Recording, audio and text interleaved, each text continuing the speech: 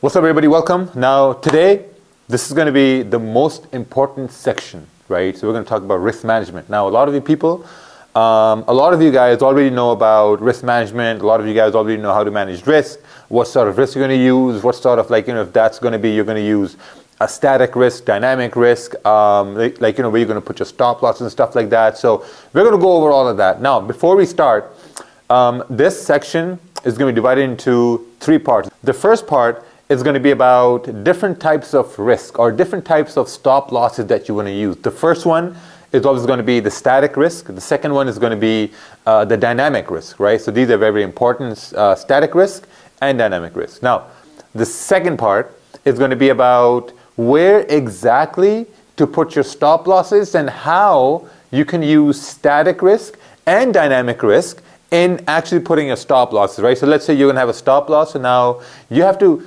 identify whether you're going to use a static risk or a dynamic risk. Now, before we begin, dynamic risk is a little bit complicated. It needs a little bit of a practice and a little bit of intuition trading. Intuition trading is basically when you're anticipating a certain move or you're anticipating a certain, a retracement or liquidity grab. So that's where you're using dynamic risk. So we're going to go over that too. Now, the third part is going to be the most important part. The third part is going to be how to reduce your losses, right?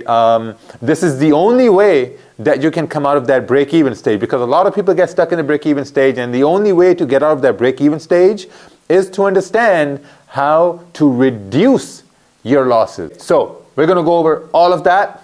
Let's get into it. Okay, first we're going to talk about static risk. Now, whenever we're talking about risk, we are basically talking about risk in terms of 1% to 2% risk, right? So static risk is going to be, so let's say we donate static risk with SR. Static risk is, let's say if you're a trader and you're trading and you identify an opportunity, you're going to use, let's say, 1% risk. That's about it. That's the only thing you're going to use, 1% risk. That's it. Now, next is, let's say you have a $1,000 account, you have $1,000 account, and you want to risk 1%. Now, what's 1% of $1,000?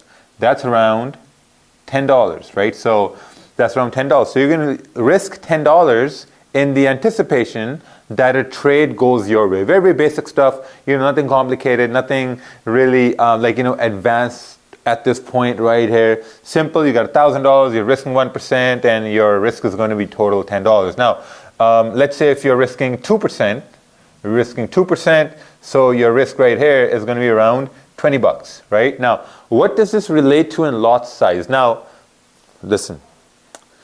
How to calculate lot sizes, how to calculate your risk and pips in terms of lot sizes, it's already explained in our risk management section in market fluidity, right? So go over that.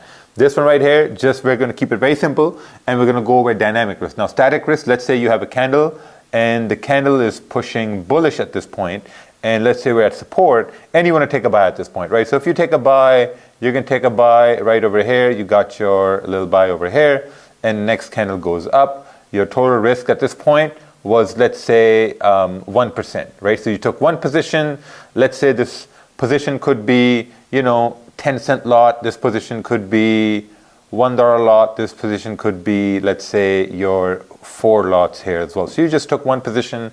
Price went in profits. If price would have came down, it would have hit your stop loss, and you would have lost exactly how much you would have risked.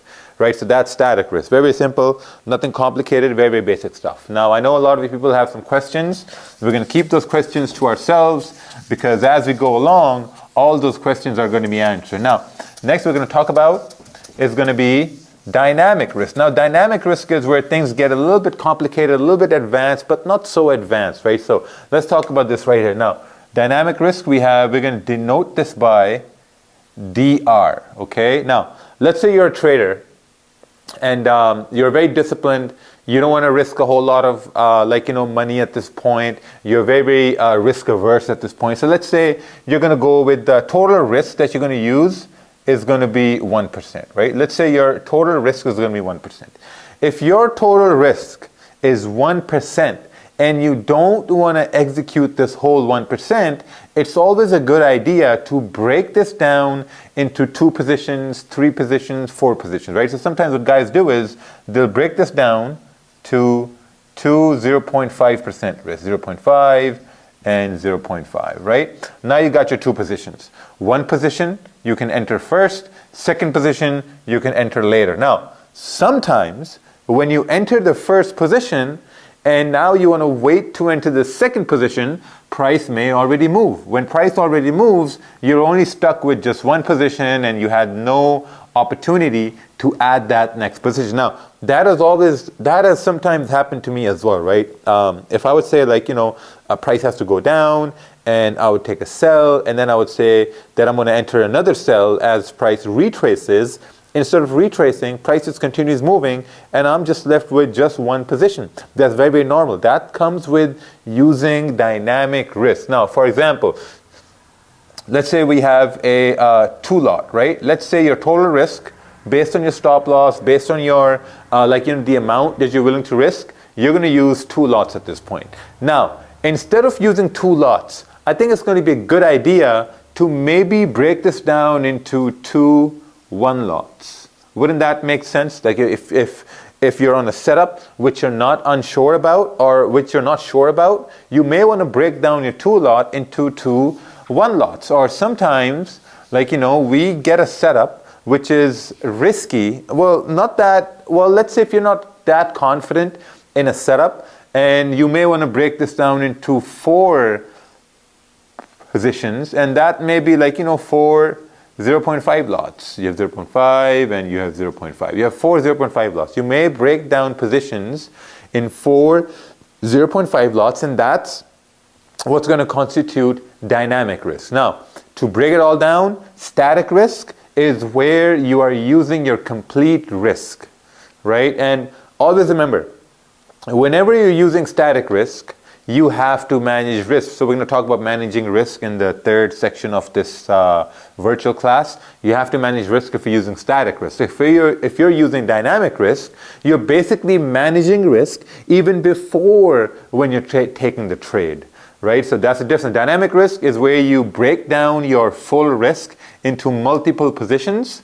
Static risk is where you're using the entire 1 risk. Let's say this is 1%. Static risk is where you're using your complete 1%.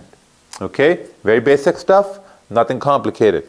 Let's move over to part 2, which is going to be applying static and dynamic risk based on candle conformations.